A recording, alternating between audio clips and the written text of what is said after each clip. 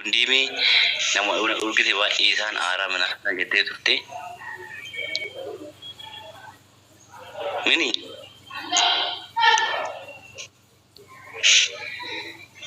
Yes, dhagaan jira.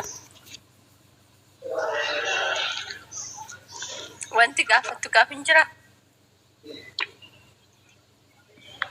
Gaafii yoo qaba, ani gaafii qabu yoo qabaatte na gaafadhu. Ay, ani sin qaba. Gaafadheera. Bakka fittee sodaate zimmiin jedhee maali sodaachuun qabdu ati jaalallee kee okay? Horaa bulaa siniin jenna waan ta'eef innis ganaa gaaffii si gaafatu qaba. Numne gaaffiin keessa. Mana qabdaa?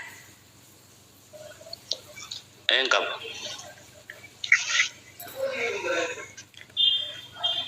Bitee akka hawwiin jettu dammoo makiinaa qabdaa? Qabdaa makiinaan qabu.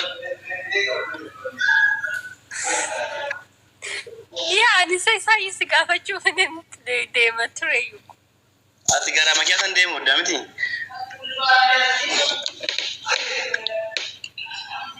Yaa jechuun yoo qabaate like faayidas nama waan jedhuufi.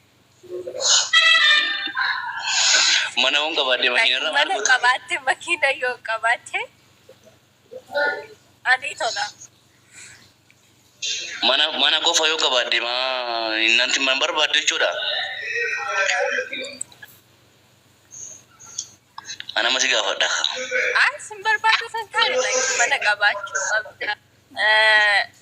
Makiina qabaachuu qabda amma bakka sanii kayitooni aga salaalii wajjin deemuu osoo barbaanne makiina like sa'aatii gizee baay'een jaalaa nyaata. Garuu makiina ofii keetoo qabaatte bakka boota waan hin dhaabbanneef like dabnee sa'aatii keenya fayyadamnaa jechuudha. Saniifuu sa'aatii godhanna jechuudha. Like sa'aatii gizee baay'ee kan fudhatu qal'aalu. Amma si ana si gaafadha gaafii keenyaa deebista. Eshi. Durbummaa qabdaa?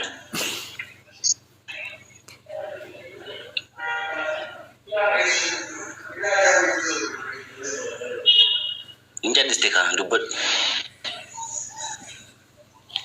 Een jedheeram. Hin dhageenye kaa. Eeyyeen qabaan jedhe. Durummaan qabdaa? Een durbummaa. Isa jechuudha.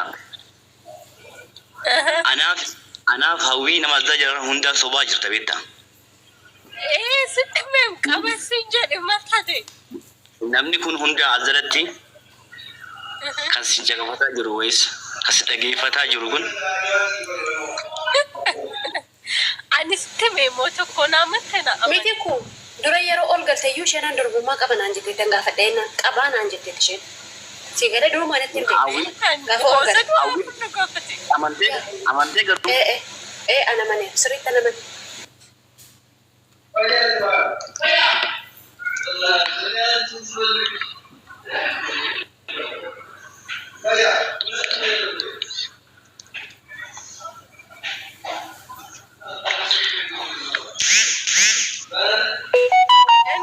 Wanti na gaafattu jira.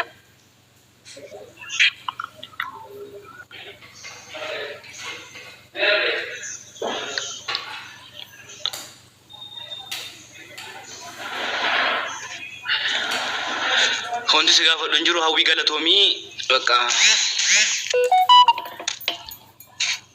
nama sobuun jaaladhu beektaa. Yeroo ol galte. Umrii 21 durbummaa qabdi. Hawwii kana amma akkamitti amantee ati? Akkamitti amantee? Ati kun tusee baattee jirtu iyyuu namanne maaliif hin namanne ishee? Ati baattee jirta miti waan ittiin fuutu keessa. Qabda miti? Maaltu soo rakkise caarxarte amma kana? Maaltu soo rakkise? Maaliif dhibbatteeti? Nzoo nama sobuun nama beektaa baay'ee. Waanti dhimma dhugaa dubbatu mala.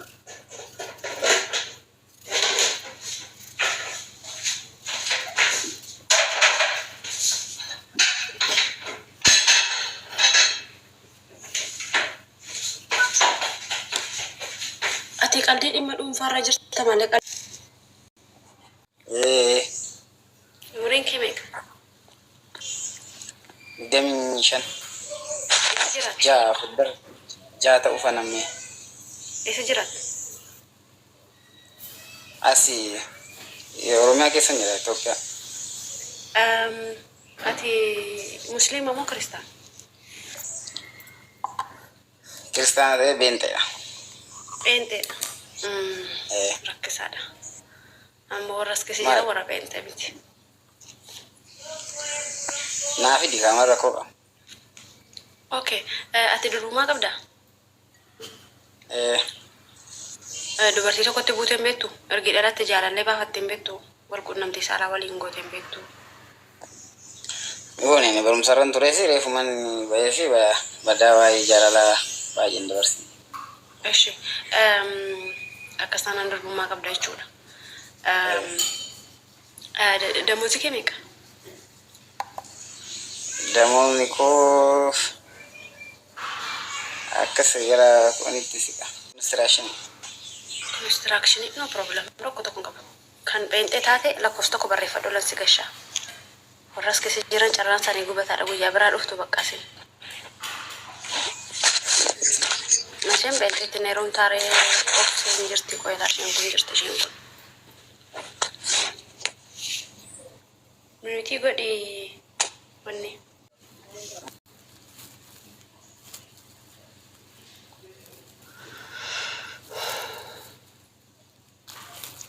Nan barbaada naaf ta'a kan jettan lakkoofsa tokko barreeffadhaa. Dubartoonni dhiira osoo hin taane dubartii naaf ta'a namichi kuni nan barbaada kan jettan.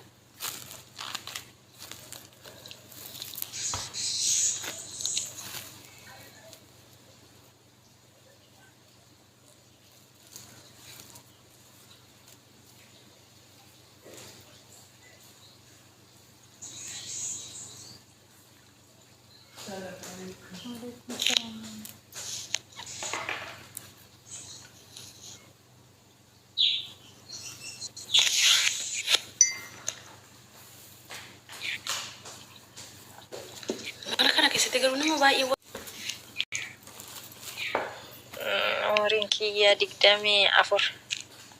Durbummaa qabda?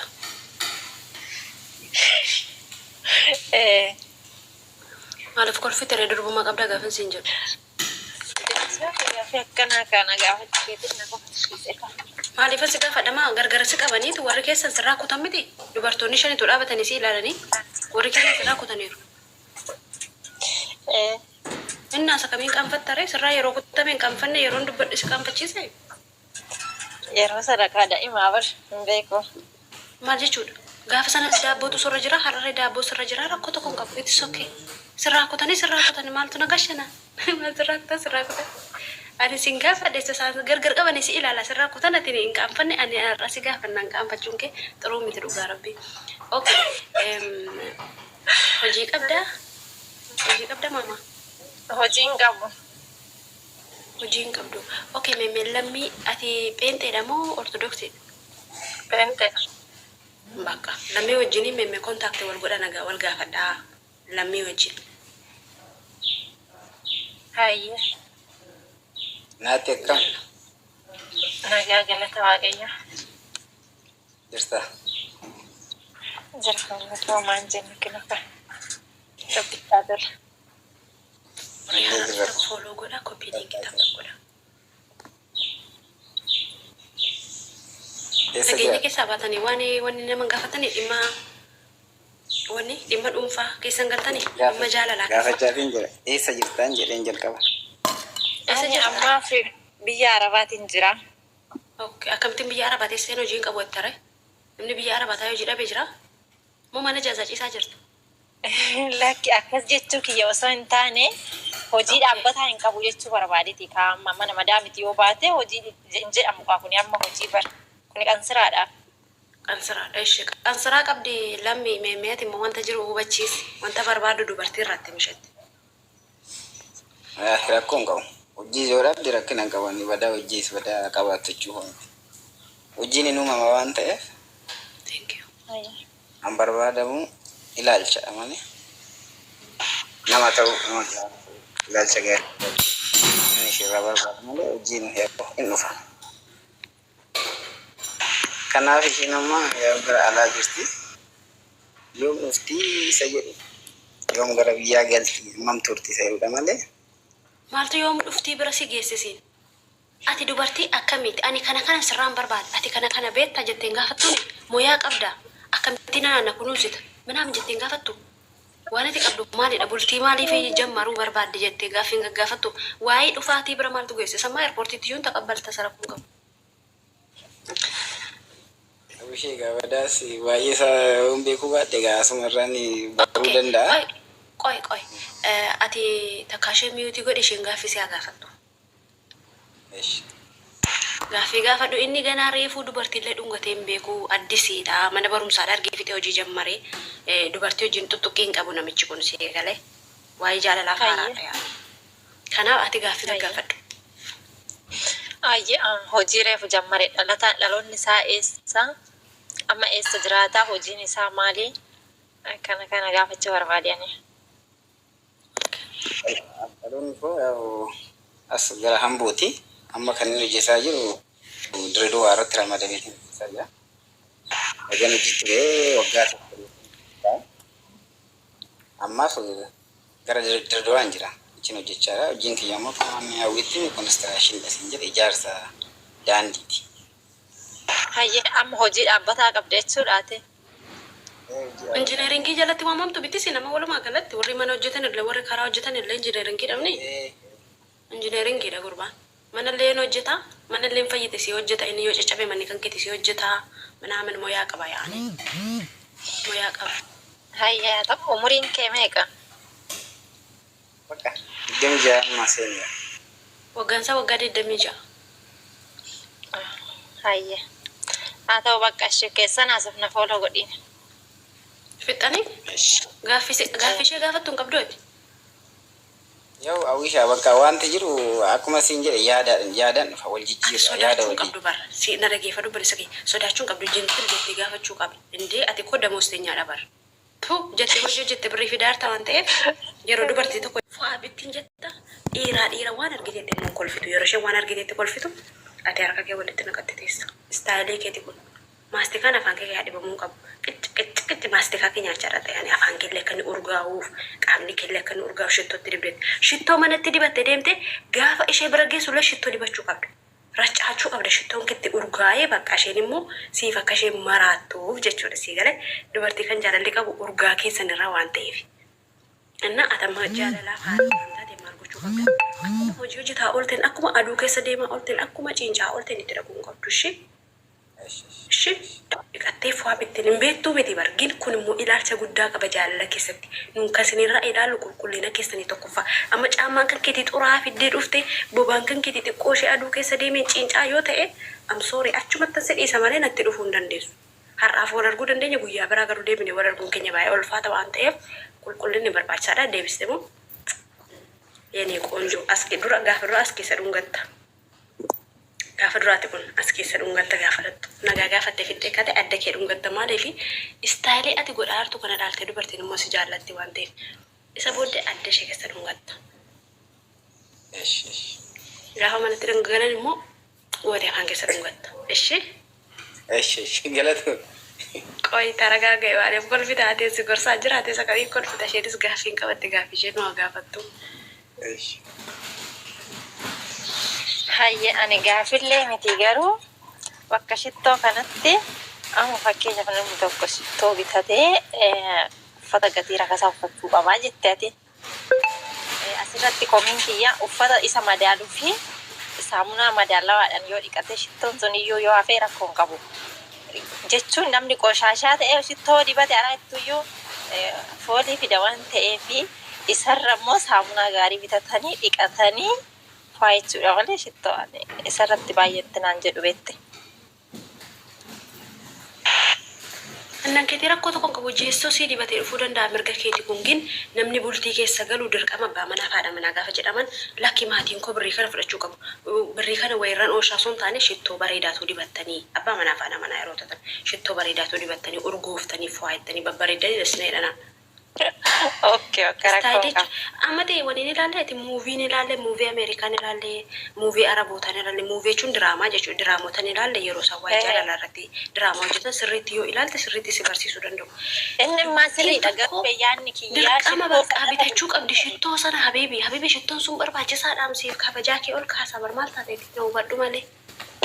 Kabajaa keetiif barbaachisaadha shittichatu. Bootaa qaba shittoon atamma birrii guddaa namaaf bitama jettu kun bootaa siif qaba siif. Siigalee ati dubartii qulqulluu ta'uu kee namni iyyuu tokko tokko kan beeku akka yerootti urgoofteetti deemtu kana ilaalchuu keessa gashi.